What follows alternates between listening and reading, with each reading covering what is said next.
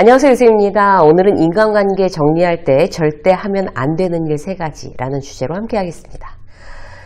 최근에 이제 유명 연예인의 어떤 마약 사건이 이제 터졌어요. 그래가지고 팬들이 굉장히 충격에 빠졌죠. 굉장히 성실해 보이고 아주 멋진 배우가 그렇게 마약이라니, 뭐 이렇게 해서 막 이제 놀랬어요. 사람들이 다. 지난번에 저희들이 친구들이 다 모여 있을 때 누군가가 그 얘기를 시작한 거예요. 들었어? 이제 뭐 그 배우 못 보는 거야, 우리? 또 공교롭게도 거기 모여 있는 이제 그 친구들이 다 그 배우의 팬이었어요. 앞으로 그럼 그 좋은 연기를 못 본단 말이야. 이러면서 막 안타까워 하다가 한 친구가 뭐라고 그랬냐면, 그러길래 곁에 어떤 사람이 있는가가 참 중요해 라고 얘기했어요. 그래서 다들 맞아 이제 이랬거든요. 뭐가 어떤 일이 중요한 걸까요? 주변에 좋은 사람이 있어야 이제 자기의 인생이 갑자기 예기치 않게 확 망가지거나 이제 이러지 않는단 말이에요.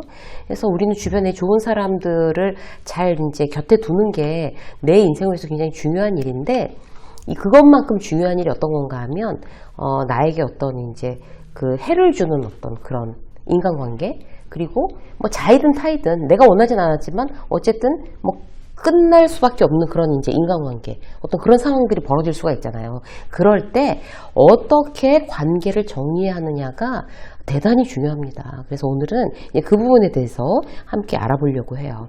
자, 어떤 부분을 우리가 조심하고 잘 이제 마무리를 해야 될까요? 첫 번째, 절대 하지 말아야 될 거 첫 번째는요, 혼자 다 하는 거예요. 그러니까 북치고 장구치고 혼자 다 하는 거죠. 한마디로 혼자 판단해서 혼자 결정하고 혼자 통보하는 거, 이거는 대단히 후회의 여지가 많습니다. 예를 들어서 이제 친구가 너무 이기적인 거예요. 굉장히 몇십 년 지기 친구인데 나한테 자기 일 많다고 도와달라고 하면서 막 그래가지고 나는 또 좋은 마음으로 뭐 반찬도 챙겨다 주고 애들 픽업도 해주고 주말에 애들도 봐주고 다 했어요. 그런데 호의가 권리가 된다고 친구가 나중에는 막 너무나 자주 나한테 요청을 하고 내가 일이 있어서 거절하게 되면 막 삐지는 거예요. 계속 그 친구 때문에 이제 스트레스를 받다가 어느 하루 다른 친구한테서 그 나를 뒷담화했다는 그 친구의 얘기를 들은 거예요. 그래서 돈도 빌려주고 어려울 때 도와줬는데 자기가 중간에 어떤 거 부탁하면 굉장히 그 일을 귀찮아한다 그랬다는 거예요. 그러니까 완전히 충격을 받은 거죠, 이 친구는. 그래서 돈을 빌려줬다는 사실을 다른 친구한테 떠벌린 그것도 충격이었는데, 자기를 험담하고 이제 이랬다는 거에 대해서 더 열받아서, 그동안 그렇게 도와줬는데 자기가 험담했다는 거 열받아서 딱 손절해 버렸어요. 전화도 안 받고 잘못한 거죠. 너랑 끝이야, 이렇게. 이 경우 뭐가 잘못됐을까요? 몇십 년 우정을 혼자 생각하고 혼자 결정하는 거 굉장히 후회하기 쉽습니다. 후회할 가능성이 높죠. 잘못 판단한 것일 수도 있기 때문에 그래요. 중간에서 말을 너에 대해서 이렇게 얘기하더라, 이렇게 말을 옮긴 친구가 왜곡하거나 뭐 과장하거나 이랬을 수도 있잖아요. 사실 서운하더라도 그럴 경우는 어떻게 해야 될까요? 그 당사자인 친구와 담담하게 마주 앉아서 내 서운한 마음을 전해보는 게 중요해요. 끝낼 땐 끝나더라도 이때 사용해야 될 이제 3가지 프로세스는 뭔가 하면 팩트만 얘기하는 거예요. 팩트만. 그래서 너 어떻게 그럴 수가 있냐 나한테 이러면서 막 너 이랬다며 저랬다며 이러면서 내가 막 과장해서 얘기를 하면 그 친구는 내가 언제 그랬대, 걔가 영희가 그랬대, 지금 전화 한번 해볼까, 우리 3자 되면 할래, 막 이렇게 나오면 그때는 이제 더 갈등이 심해지는 거죠. 팩트만 얘기하는 거 굉장히 중요해요. 그 다음 단계는요, 그래서 뭐 내가 돈을 빌렸다는 얘기를 그 친구한테 막 한 얘기, 이거 굉장히 난 그 얘기 듣고서 당황스러웠다. 뭐예요? 내가 그 얘기를 듣고서 받은 영향에 대해서 얘기하는 거예요. 뭐 수치스러웠다, 뭐 실망했다, 서운했다, 이런 거 있잖아요. 그런 영향에 대해서 얘기하고, 그 다음에 마지막으로 3단계는 그래서 내가 너한테 요청하는 거, 그런 어떤 나에 대한 얘기를 다른 친구들한테 하지 않았으면 좋겠다. 그리고 나는 더 이상 너의 어떤 사적인 어떤 그런 심부름을 해줄 의사가 없다. 굉장히 부담스럽다. 이런 이야기를 했는데도 그 친구가 뭐 자기가 잘못한 게 하나도 없다 그러고 자기는 그런 걸 요청하는 거에 대해서 받아들일 수 없다. 이렇게 얘기해서 얘기를 했는데도 소용이 없구나. 그러면 나를 공감하고 이해하지 않고 뭐 계속 그 친구는 딴 생각을 하고 있다. 이렇게 되면 이 친구랑은 안 되겠다. 이렇게 그때 가서 판단해도 늦지 않는다는 거죠. 그때 관계를 정리하는 게 나중에 후회를 남기지 않는 방법입니다. 혼자 북치고 장구치지 말란 얘기예요. 그리고 들어보고 확인하고 그때 가서 결정해야 후회가 남지 않는다.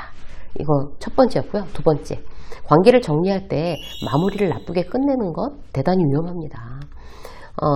예를 들어서 이번에는 어떤 사적인 그런 친구 관계가 아니라 거래처 잘 지냈던 거래처라고 치자고요.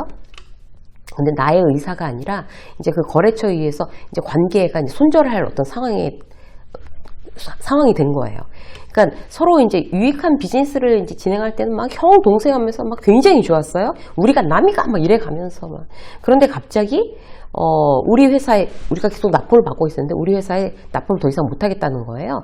그런데 지금 당장에 와서 납품을 못 하겠다 그러면 우리 일에 이제 굉장히 지장을 주는 거였어요. 그래서 자기네들이 이제 더 좋은 클라이언트를 이제 빅 클라이언트를 만나서 우리를 헌시작 버리듯이 이제 버리게 된 거죠. 배신한 거죠.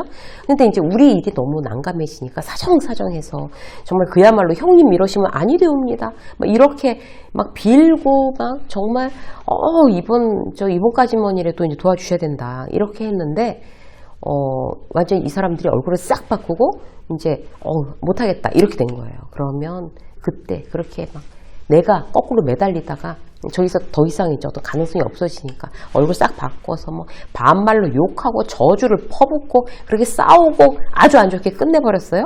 근데 중요한 건 같은 업계예요. 어차피 이제 하청업체나 원청업체 뭐 엮여서 그야말로 한 달이 건너면 다 서로 아는 그런 사이들이잖아요. 이럴 때 어떻게 해야 될까요? 이런 곤란한 상황을 이제 그 사람들이 만들어서 정말 욕하고 손절하면 계속 나쁜 상황, 더 이상 뭐 좋을 것도 없는 상황인데 상대의 입장에서 내가 열심히 어떤 솔루션을 찾았어요. 근데도 저쪽에서 나 몰라라 했어요. 어차피 깨진 거죠, 관계가. 그래서 상대의 배신으로 그러면 욕하면서 손절할 게 아니라 만약에 상황을 위해서 여지를 남겨두는 게 비즈니스 관계에서 굉장히 중요합니다. 다시는 안 본다는 보장이 없어요. 업계에서는. 그래서 어떻게 하셔야 돼요?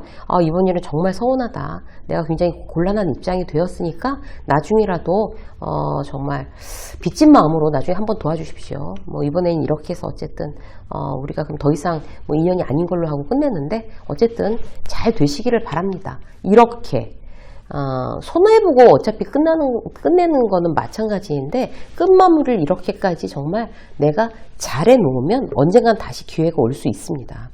회사를 퇴사할 때 특히 마찬가지죠. 직장 상사랑 굉장히 안 좋아서 퇴사하는 경우에 보통 직장 상사랑 눈도 안 마주치고 인사도 안 하고 막 개판 치고 나가는 경우들이 있어요. 그거 결국에 다 자기 손해입니다. 아무리 서운한 직장 상사라도 정말 그만둘 때는 그동안 감사했습니다. 잘 되시길 바랍니다. 진심으로 인사하고 내가 인수인계 정확하게 해주고 마무리하고 돌아서는 게 그게 비즈니스 마인드입니다. 그래서 어떠한 상황에서도 특히 그런 어떤 직장, 거래처, 비즈니스로 엮여 있는 사람과의 어떤 이제 더 이상 인연을 끊거나 손절을 하는 경우에 있어서 마무리를 어쨌든 다시 봐도 얼굴 뜨겁지 않을 정도로는 마무리를 지어 놓는 거, 이게 바로 프로마인드예요. 자, 세 번째, 공식화 시키는 거. 이거 하시면 안 돼요. 친구랑 싸웠어요. 대학 동창회예요. 동창회에서 이제 심정이 상해서 야, 이젠 길에서 봐도 아는 척하지 말자. 네가 무슨 친구니? 이게 바로 공식화 시키는 거예요. 관계 종료를 먼저 선언하는 게 공식화인데요. 관계 종료에 있어서 공식화 시켜서 어떤 의미가 있을까요? 공식화 시키는 건요, 연인들이 헤어질 때만 하면 돼요. 연인들이. 그거야 맺고 끊는 게 분명해야 되는 거니까. 우리 헤어지자. 그동안 고마웠다. 행복해야 돼. 이렇게 공식화, 정확하게 이렇게 딱 잘라서 공식화 시키는 건 연인들끼리 하는 거죠. 근데 그 외의 경우는 공식화가 별로 필요 없어요. 딴 사람들하고 애인도 아닌데 손절할 때 오히려 이제 상대한테 그렇게 공식화시키는 더 큰 상처가 되고 나에 대해서 나쁜 마음을 오래도록 가지게 하는 거죠. 공식적으로 적을 만드는 일이에요. 네가 뭔데 손절 선언이야. 뭐 상대는 이렇게 생각하고 자존심 상할 수도 있어요. 동문회에서 선배가 계속 무례하게 했다고 치자고요. 친하지도 않은데 뭐 막 사적인 농담하고 선을 넘는 농담을 계속해서 내가 열받았어요. 그러면 이렇게 해서 뭐 이만한 거는 굉장히 지금 선배님께서 이제 저를 당황스럽게 하는 그런 어떤 농담이신 것 같은데 그렇게 안 하셨으면 좋겠습니다. 이렇게 정중하게 따지면 맞는 건데 이걸 감정적으로 사람들이 있는 데서 막 따지고 뭐 굉장히 불쾌하다. 이제 나하고 아는 척하지 말자. 당신 같은 사람 선배로 생각하지 않는다. 이게 바로 공식화예요. 굉장히 나쁘게 하는 공식화죠. 그렇게 되면 상대가 속으로는 잘못했다는 생각을 하더라도 저한테 굉장히 적이 되는 겁니다. 그래서 누군가를 그렇게 공식적으로 아주 구태여 막 성의 있게 적을 만드는 일 그거 유익하지 않죠. 정중하게 따지되 뭐 공식적으로 너하고는 손절이야 라고 이야기할 필요 없다는 거예요. 마음속으로 저 사람은 이제 선배로 생각하지 말자. 손절하자. 마음으로 결정하고 그 사람이랑 컨택 포인트를 없애는 거. 이거면 충분한 거죠. 동료들하고도 마찬가지. 나를 계속 이제 막 그 감정 쓰레기통으로 쓰고 막 붙잡힌 블랙홀이고 뭐 좋은 얘기 하나도 없이 뭐 뒷담화 푸념 이런 것만 해서 내가 손절을 결심했어요. 그러면 내가 이제 시간이 없어서 이렇게 계속 지금 너와 함께 해줄 수 있는 시간이 없다. 굉장히 어떤 일로 바쁘다. 미안하다. 시간을 낼 수가 없다. 이렇게 이야기를 하고 정서적으로 거리를 두는 거 이게 최선의 어떤 손절이지 그걸 갖다 공식적으로 이제 입 밖으로 꺼내내서 전화하지도 마 이렇게 공식화시키는 거 그에게나 나에게나 지혜로운 처신이 아니라는 그런 이야기를 드리고 싶습니다. 여러분들과 오늘은요 인간관계 정리할 때 어떤 나쁜 어떤 관계 정리하는 게 맞지만 그 정리하는 어떤 상황에서도 여러분들께서 절대 조심하셔야 될 거 3가지 말씀드렸습니다. 이쌤의 직장 수업 오늘 여기까지 하겠습니다. 고맙습니다.